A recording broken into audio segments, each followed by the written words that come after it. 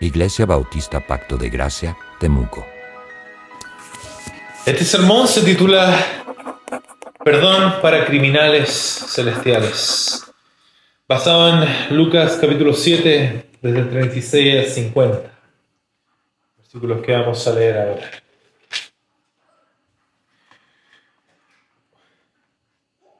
Uno de los fariseos rogó a Jesús que comiese con él, y habiendo entrado en casa del fariseo, se sentó a la mesa. Entonces, una mujer de la ciudad, que era pecadora, al saber que Jesús estaba a la mesa en casa del fariseo, trajo un frasco de alabastro con perfume, y estando detrás de él, a sus pies, llorando, comenzó a regar con lágrimas sus pies, y los enjugaba con sus cabellos, y besaba sus pies, y los ungía con el perfume. Cuando vio esto el fariseo que le había convidado, dijo para sí: si fuera profeta, conocería quién y qué clase de mujer es la que le toca, que es pecadora. Entonces, respondiendo Jesús, le dijo: Simón, una cosa tengo que decirte. Y él le dijo: Di, maestro. Un acreedor tenía 2 deudores. El uno le debía 500 denarios y el otro 50. Y no teniendo ellos con qué pagar, perdonó a ambos. Y pues, ¿cuál de ellos le amará más? Respondiendo Simón, dijo: pienso que aquel a quien perdonó más. Y él le dijo: rectamente has juzgado. Y vuelto a la mujer, dijo a Simón: ¿ves esta mujer? Entré en tu casa y no me diste agua para mis pies, mas ésta ha regado mis pies con lágrimas y los ha enjugado con sus cabellos. No me diste beso, mas ésta, desde que entré, no ha cesado de besar mis pies. No ungiste mi cabeza con aceite, mas ésta ha ungido con perfume mis pies. Por lo cual te digo que sus muchos pecados le son perdonados, porque amó mucho. Mas aquel a quien se le perdona poco, poco ama. Y a ella le dijo: tus pecados te son perdonados. Y los que estaban juntamente sentados a la mesa comenzaron a decir entre sí: ¿quién es este que también perdona pecados? Pero él dijo a la mujer: tu fe te ha salvado. Ve en paz. Que el Señor añada bendición a la lectura de esta porción de su palabra. El propósito de este sermón es que, entendiendo cuál es tu posición delante de Dios, según su revelación, según la Biblia, abandones toda clase de orgullo y enaltecimiento sobre el resto, y así puedas entender el corazón de Dios en la salvación, para que te arrepientas como Dios espera y seas salvo. Y esto es muy relevante porque nosotros vivimos en una civilización relativamente ordenada. Tenemos sociedades civilizadas, como se le llama. Un sistema de leyes, de gobernación, que es funcional dentro de todo. Y es cierto que hay toda clase de criminales en nuestras sociedades, indudablemente. Pero sí también, como hay criminales, también hay buenos ciudadanos. Aquellos que conocen las leyes, la cultura de su país y las costumbres religiosas y se ajustan bien a ellas, saben cómo navegar dentro de su entorno social. Y esto naturalmente crea una división en la sociedad. Los buenos ciudadanos y los malos ciudadanos. Y hacer esta distinción entre buenos y malos ciudadanos de por sí no es algo malo, aunque puede llegar a serlo. El problema está cuando llevamos esta distinción demasiado lejos y elevamos esta distinción y comenzamos a pensar o a actuar como si ser buen ciudadano fuera idéntico, como si fuera lo mismo que ser un buen ser humano. Y que ser mal ciudadano fuera lo mismo que ser un mal ser humano. Otros, llegando más lejos, comienzan a pensar que ser buen ciudadano es una especie de destino cósmico, como una fuerza del bien en contra de las fuerzas del mal de los malos ciudadanos. Así es como comienza a tenerse un juicio muy duro en donde Los buenos se creen con el derecho de sentenciar a los malos por la eternidad. Los menosprecian como una basura que no merecen un lugar en este universo, solamente la muerte y el sufrimiento. Basura que no tiene perdón de Dios, o que en el mejor de los casos son inferiores ante Dios, y que no tienen dignidad como seres humanos delante de Dios. Y la versión religiosa de esto es pensar que los buenos ciudadanos son de Dios y los malos ciudadanos son del diablo. Así algunos creen ser hijos de Dios en virtud de su simpatía con la fe cristiana, al hecho de que profesan ser o tener la fe cristiana, sumado a que son buenos ciudadanos. Sin embargo, como veremos, se engañan a sí mismos porque en pensar así no reflejan el corazón de Dios ni tampoco entienden cómo Dios los ve a ellos. Y la manera en la cual vamos a ver este tema es a través de la parábola que el Señor nos entrega y que nos va a enseñar cómo debe considerarse todo humano delante de Dios, sea buen o mal ciudadano en los ojos del mundo.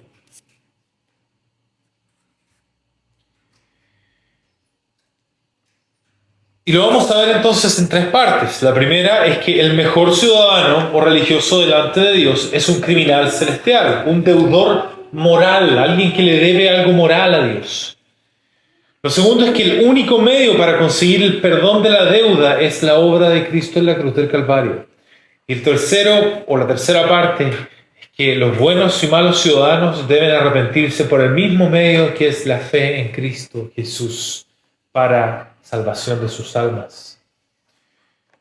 Vamos a comenzar entonces hablando un poco del contexto de esta parábola que nosotros leíamos.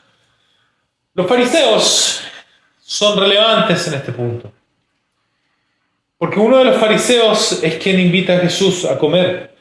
Los fariseos se pensaban como los únicos que tenían derecho a tener comunión con Dios. Esa era la situación del Israel antiguo, que nos presenta las Escrituras. Ellos tenían una religión muy estricta y atribuían esta religión a los mandatos de Dios, pero el Señor siempre los critica, de que en realidad no eran mandatos de Dios, sino que ellos habían inventado estas cosas y falsamente se las atribuían a Dios, pero que a los ojos de Dios no eran valiosos. Los fariseos tenían la costumbre de condenar duramente y sin ninguna misericordia al resto, basado en estas mismas tradiciones que ellos inventaron. Y esto es especialmente cierto cuando se trata de las prostitutas o de los gentiles, los que no eran judíos, y especialmente por aquellos judíos que trabajaban para los gentiles. Y esta mujer que aparece en esta historia tenía una mala reputación. Se nos contaba que era pecadora, que vivía del pecado, posiblemente de la prostitución. Y a partir de esta mala reputación, el fariseo llama a Cristo un falso profeta, diciéndole que básicamente el hecho de que él aceptara contacto de esta mujer indicaba que él no sabía que ella era una mujer de mala reputación, que era esperable un profeta que lo supiera. Pero el Señor conocía perfectamente sus pensamientos y también conocía perfectamente a la mujer, porque el Señor es Dios encarnado y Él conocía todas las cosas. Y responde con esta parábola que leíamos. Y la parábola dice: un acreedor tenía dos deudores. El uno le debía 500 denarios y el otro 50. Y no teniendo ellos con qué pagar, perdonó a ambos. Di pues, ¿cuál de ellos la amará más? Respondiendo Simón, dijo: pienso que aquel a quien perdonó más. Y él le dijo: rectamente has juzgado. La primera observación que vamos a hacer entonces es que el sentido de gratitud, la expresión de gratitud de una persona espiritualmente hablando, es proporcional al perdón que recibe. Proporcional al perdón que recibe. En En otras palabras, mientras más perdón, mientras más alguien es perdonado, más amor, más gratitud expresa. El deudor perdonado lo manifiesta con amor. Mientras más perdón, más amor. Mientras más pecado, hay más que se perdona y más amor, por tanto, del que es perdonado. El que está más en el fondo del abismo, más tiene que ascender para salir, y podemos percibir que su gratitud es mayor. Esa es la idea que está detrás de esta parábola, y esto nos lleva al primer punto. El mejor ciudadano religioso delante de Dios es un deudor moral ante él, un criminal celestial. En esta parábola nos damos cuenta de que aquí no tenemos a un deudor y un no deudor. Tenemos a dos deudores, uno que debe más, el otro que debe menos. De aquí lo que debemos entender, aplicándolo espiritualmente, es que el Señor está hablando de que no hay, en esencia, personas que no le deban. No hay personas que deban considerarse limpias delante de Dios. Y esto es relevante para nosotros. Esto significa que todos y cada uno de nosotros, independientemente de quiénes seamos o la vida religiosa que hayamos llevado, le debemos a Dios en lo moral. Ninguno de nosotros está libre de pecado a los ojos de Dios, libre de culpa. Quizás en toda tu vida no has violado la ley de tu país, no tienes ningún parte vehicular, ni nada parecido. Posible. Quizás piensas que Dios también te considera un buen ciudadano, te considera un buen ser humano, pero Dios no te va a juzgar por la ley de tu país, querido amigo. Si no es como lo enseña la palabra, Dios tiene una ley y una ley espiritual. La ley de tu país es para proteger cosas externas, querido amigo. Tu salud, tus bienes, tus libertades, para eso están. Por esta misma razón, los países miran lo externo, miran tus obras externas, pero no están mirando tus pensamientos. Por eso, la ley parte de las cosas tangibles. Si matas a alguien, aunque sea por accidente, lo primero que considera la justicia es el cuerpo muerto y el hecho de que tú lo llevaste a ese estado. El tema de lo que ocurrió en tu corazón es algo que no puede ser visto.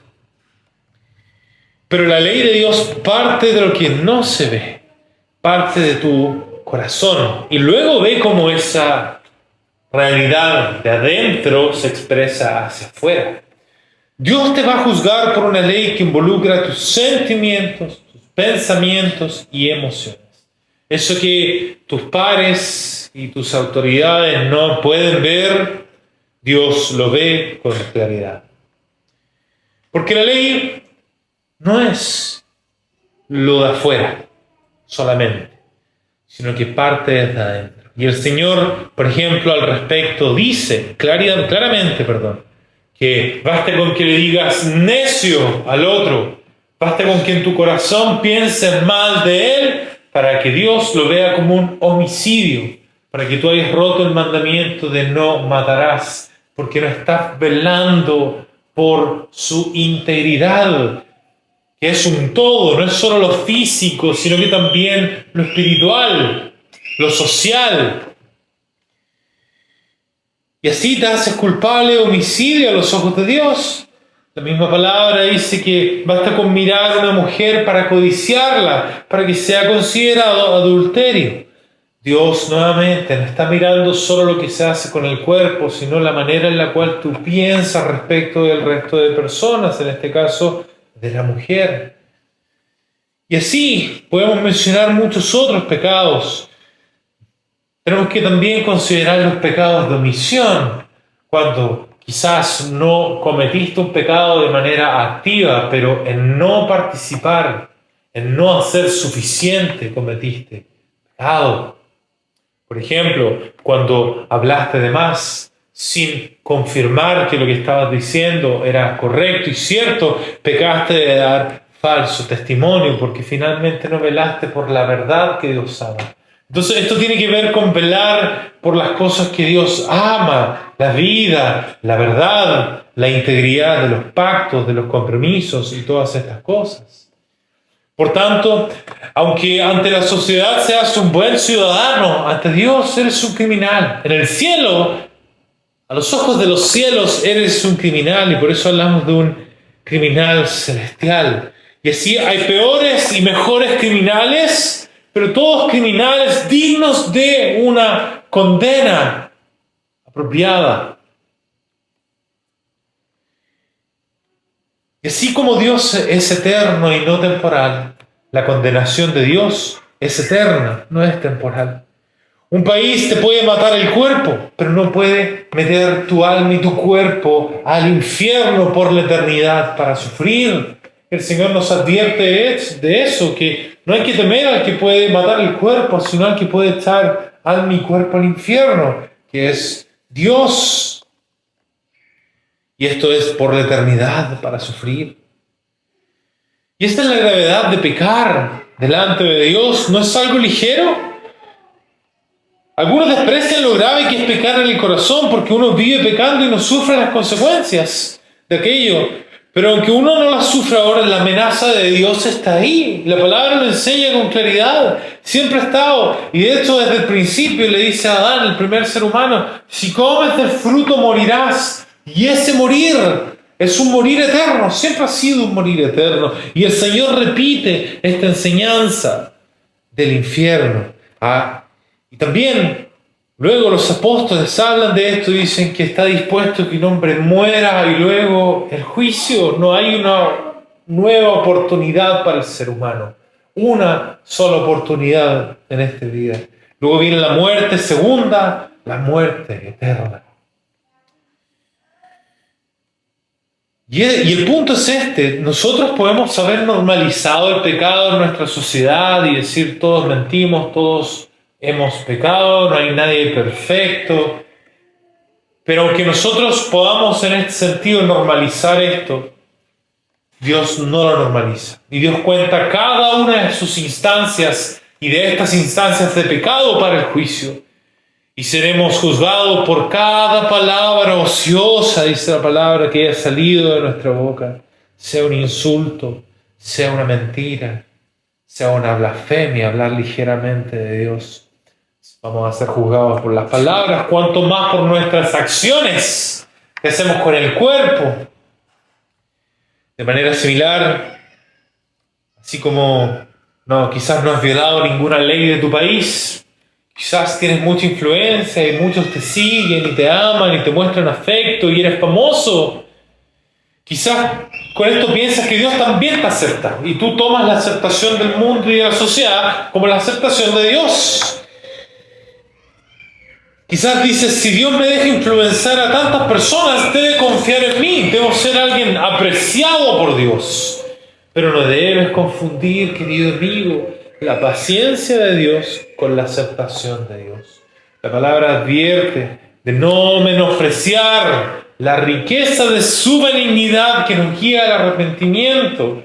¿Qué quiere decir eso? Que no hay que menospreciar que Dios nos da las cosas buenas, pero no para que nosotros seamos libertinos y no consideremos su ley, sino que para que sepamos que hay una misericordia y que Dios quiere reconciliación como lo que se llama una ofrenda de paz cuando hay guerra. Dios es tardo para la ira y grande en misericordia. Por eso es que puedes disfrutar de las cosas buenas, una gran influencia y que personas te aprecien también y que puedas tener relaciones buenas también. Pero no tengas duda de que su paciencia tiene un fin, y ese fin es la muerte para todos aquellos que no se hayan reconciliado con Él. No tengas duda que serás juzgado por cada palabra ociosa, especialmente las que se hablan a tus seguidores y la gente que te ama. Hay una responsabilidad por aquello. Ahora bien, quizás otro es el caso. Quizás eres de una familia muy religiosa o tú mismo has hecho muchos sacrificios e inversiones por la religión. Quizás con esto pienses que Dios valora esos esfuerzos que has hecho, por último por la intención, si no los has hecho de manera perfecta. Y que dice, esta persona merece ser llamada una buena persona por sus esfuerzos en la religión. Pero no debes confundir la justicia de Dios con la religión. Ciertamente Dios quiere que lo adoremos y también quiere justicia. Indudablemente Dios es un Dios de justicia, es un Dios santo que no dejará su justicia sin satisfacción. Pero si hay algo que deja claro las Escrituras es que la justicia no se obtiene por medio de la religión, sino que al revés. La religión se obtiene por medio de la justicia. Dios no escucha la oración ni acepta ofrenda de los que no sean justos ante su justicia, ante la justicia divina. En otras palabras, primero tienes que saldar cuentas con Dios antes de entrar a su religión. Dios solo acepta la adoración de personas que ante su justicia están completamente limpios. Así que si buscas la justicia de Dios por medio de la religión, partiste al revés y solo podés recibir la condenación de Dios, querido amigo. Esto se debe a que, como decíamos, la justicia de Dios es espiritual. No es algo temporal, no tiene que ver con las cosas externas, sino que parte de lo interno. Las obras externas y ritos, por tanto, no pueden cambiar tu espíritu. No pueden cambiar lo que valoras. Así que tienes dos problemas. No solo no valoras las cosas que Dios valora, sino que tu valoración de las otras cosas es un pecado espiritual por el cual eres culpable delante de Dios. Es idolatría. Querido amigo, si tú no priorizas las cosas que Dios prioriza, eres un idólatra. Significa que has erguido un ídolo de esas cosas que en este mundo llaman tu atención y en la cual tú gastas tus recursos en desmedro de lo que Dios ama, de lo que Dios quiere para ti.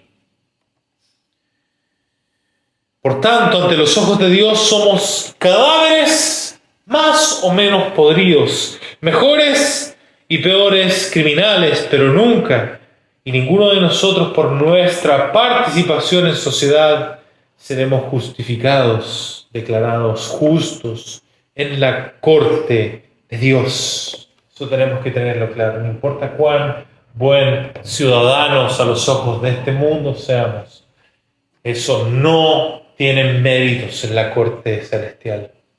La palabra dice, no hay justo ni aun uno. Todos se desviaron, a una se hicieron inútiles. Nadie buscó a Dios. Muchos tienen la pretensión de buscar a Dios y dicen, yo he buscado a Dios, pero en lo que a Dios respecta, el grado de sinceridad de esa búsqueda es tal que Dios no la cuenta como una búsqueda de Él. No la cuenta. Así que esa es la situación y así es como Dios nos ve en primer lugar.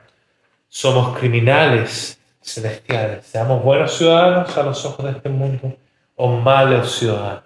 Y este es un llamado a la humildad. Pero esto nos lleva ahora al versículo 44. Y vuelto a la mujer, dijo a Simón, ¿ves esta mujer? Entré a tu casa y no me diste agua para mis pies, mas ésta ha regado mis pies con lágrimas y los ha enjugado con sus cabellos. No me diste beso, mas ésta, desde que entré, no ha cesado de besar mis pies. No ungiste mi cabeza con aceite, mas ésta ha ungido con perfume mis pies. Por lo cual te digo que sus muchos pecados le son perdonados, porque amó mucho, mas aquel a quien se le perdona poco, poco ama. Miren lo que hace el Señor.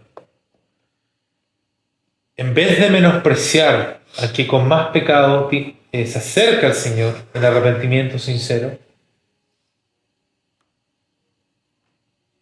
en vez de menospreciar a esta mujer que tenía más pecado,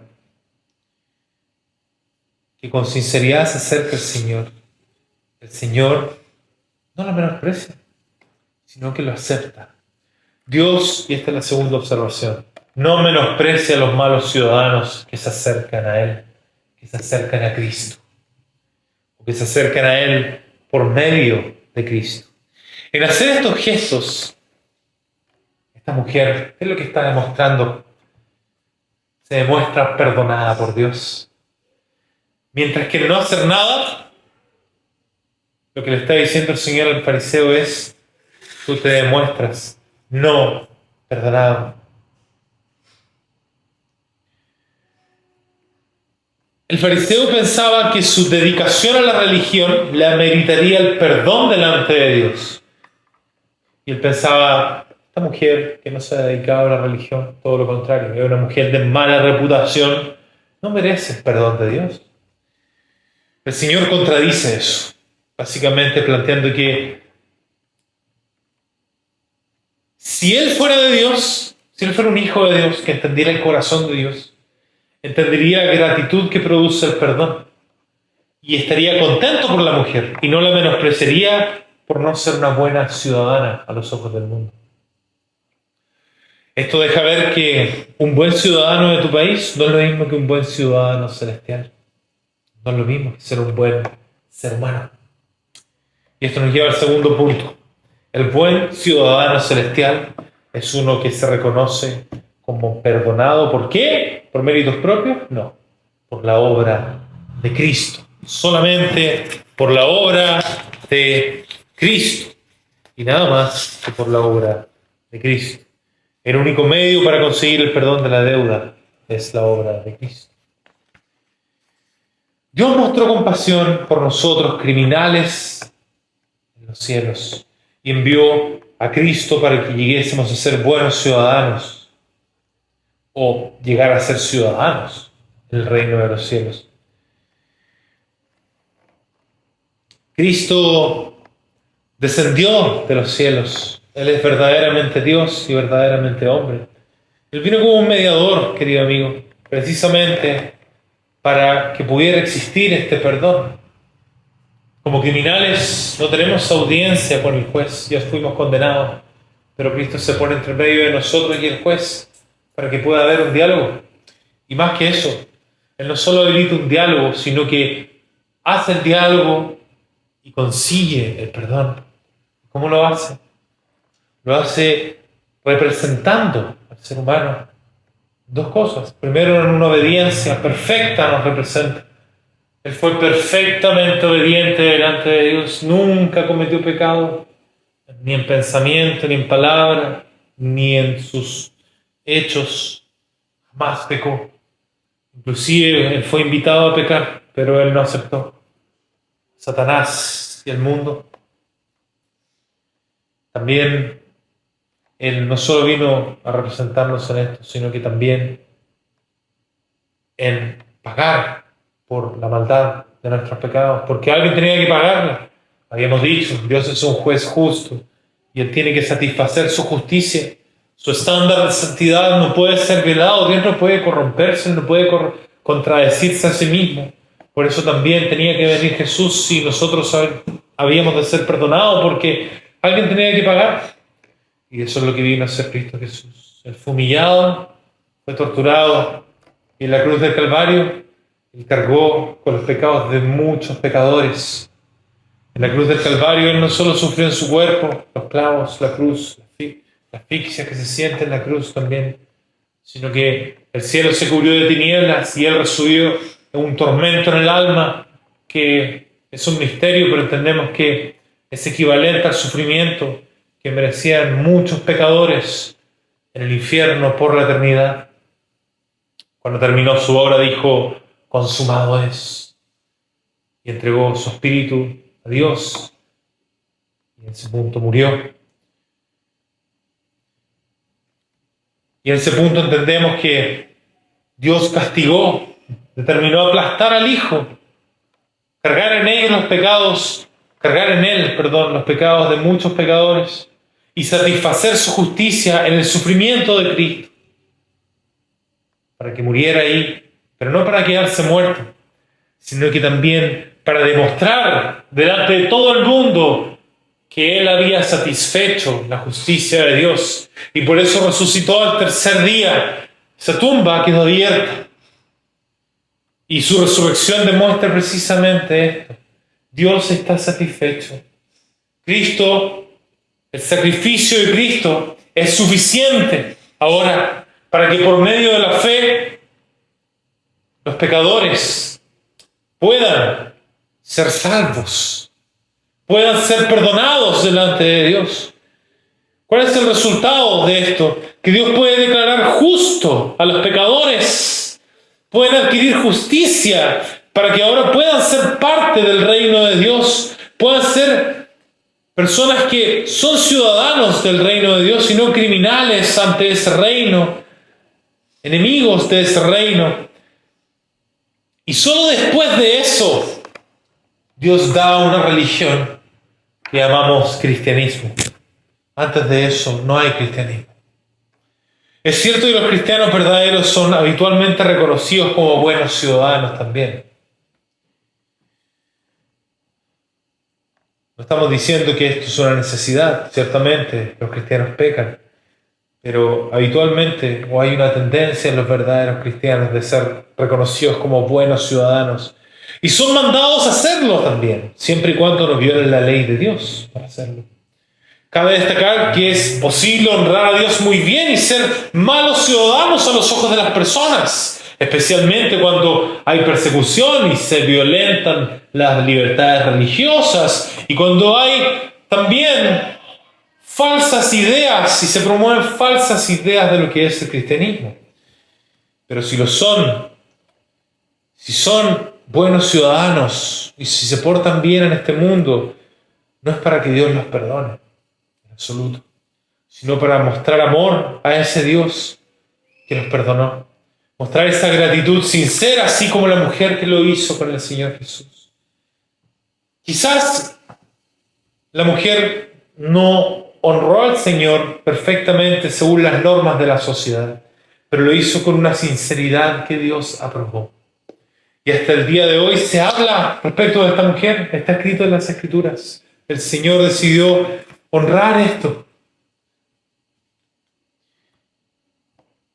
Entonces, el buen ciudadano, a los ojos del reino de los cielos, es uno que se reconoce como perdonado por la obra de Cristo solamente, y no por algo hecho por Él. Lo que nos lleva a la última parte, más breve que las anteriores.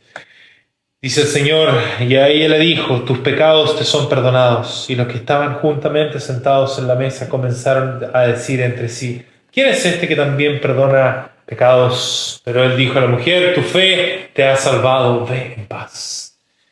Es significativo que la mujer haya sido perdonada al margen de la religión oficial, el fariseísmo en este caso. Solo Dios puede perdonar pecados. Y Él ha decidido hacerlo mediante el arrepentimiento por medio de la fe en Cristo Jesús. No importa qué religión sea, toda religión que no esté basada y fundamentada en esto es inútil a los ojos de Dios. Buenos comportamientos, creencias, completamente inútil sin el arrepentimiento por medio de la fe en el Señor Cristo Jesús. Esto es lo que demostró la mujer al acercarse a Cristo, y de esa manera y por esa razón Dios la declaró justa y perdonada de sus pecados. Sin buenas obras, por cierto. Esto nos lleva al último punto. Buenos y malos ciudadanos deben arrepentirse por el mismo medio, la fe viva en Cristo Jesús.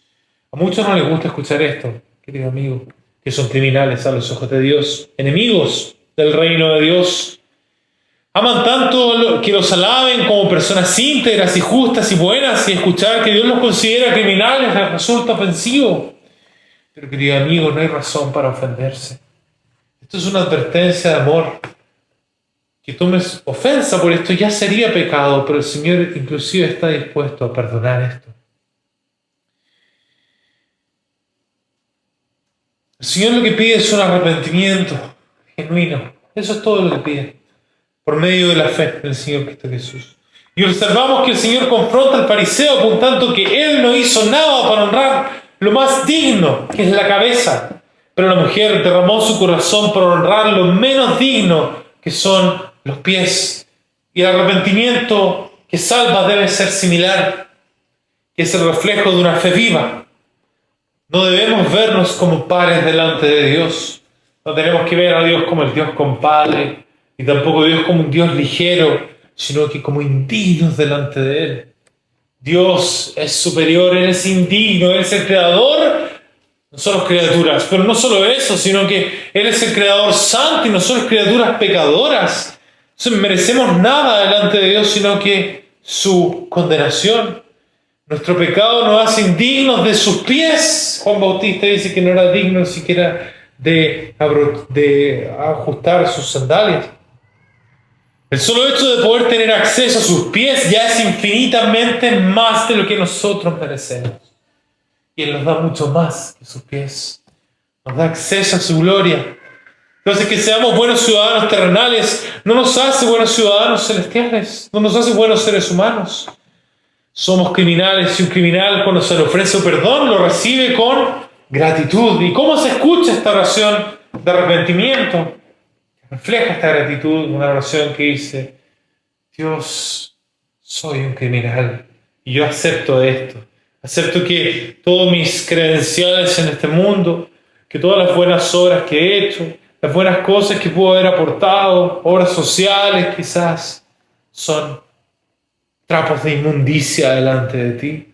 No sirven de nada. A los ojos del reino de Dios son insuficientes. Soy un criminal, Dios, y merezco estar eternamente en el infierno. Mas hoy día voy a ti reconociendo estas cosas, sabiendo que soy indigno, pero también sabiendo que enviaste a Cristo, que sí es digno, y es digno en representación de pecadores como yo. Y yo sé que hoy día Él es un mediador para poder hablar contigo, pedirte perdón, que tú aceptes ese perdón, ese pedir perdón de mi parte, ese arrepentimiento, que tú aceptes esta fe, que ni siquiera es pura, pero por los méritos de Cristo tú la aceptas. Oh Dios, perdóname. Perdóname, Dios, si le confiesas tus pecados, si no te vas a acordar de todos.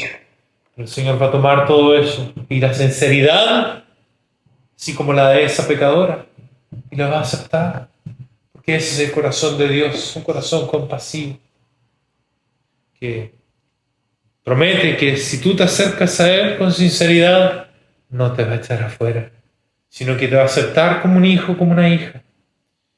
Y te va a llevar a una nueva vida para Él, a una religión nueva, a la religión cristiana, que parte con la justicia y luego sigue con estas buenas obras que Dios mismo se encarga de producir por su Espíritu Santo.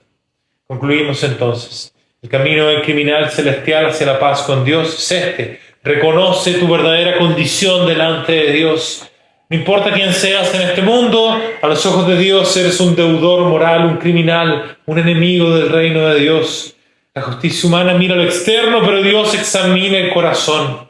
Tu moralidad, tu influencia, tu religiosidad no te justifican a los ojos de Dios. Todos somos cadáveres morales sin Cristo. Por eso tienes que reconocer el único medio de salvación, el perdón por la obra de Cristo. Dios no rechaza al pecador que viene con fe humilde. La mujer pecadora fue aceptada no por su historia, sino por su fe que brotó en actos de amor y arrepentimiento. Solo Cristo puede limpiar tu conciencia y declararte justo ante Dios. Y la cruz no es un símbolo de religión, es el altar donde se pagó la deuda moral. Solo así podemos ser hechos buenos ciudadanos del reino de Dios. Y una vez perdonado es que tú empieces a vivir en gratitud, en un servicio amoroso a Dios. Y por último, reconoce tu necesidad de arrepentimiento por medio de la fe viva en Cristo.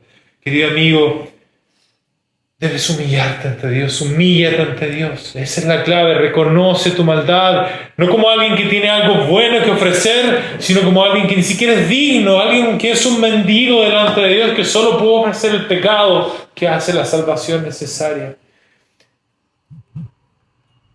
Querido amigo, esa fe siempre se expresa en amor y una honra a Cristo. Así como la mujer mostró su fe a través de gestos visibles, el verdadero creyente se rinde a Cristo en obediencia y gratitud. Tampoco te engañes, querido amigo, si tú profesas la fe y no hay esto. No importa si eres bueno o malo ante la sociedad, necesitas el mismo evangelio. Todos deben venir por el mismo camino, arrepentimiento y fe en Cristo. No hay doble entrada al reino, solo una puerta, y esa puerta es el Señor Cristo Jesús. Arrepiéntete y cree, querido amigo, ese es el llamado que el Señor te permita conocerle por medio de Cristo Jesús.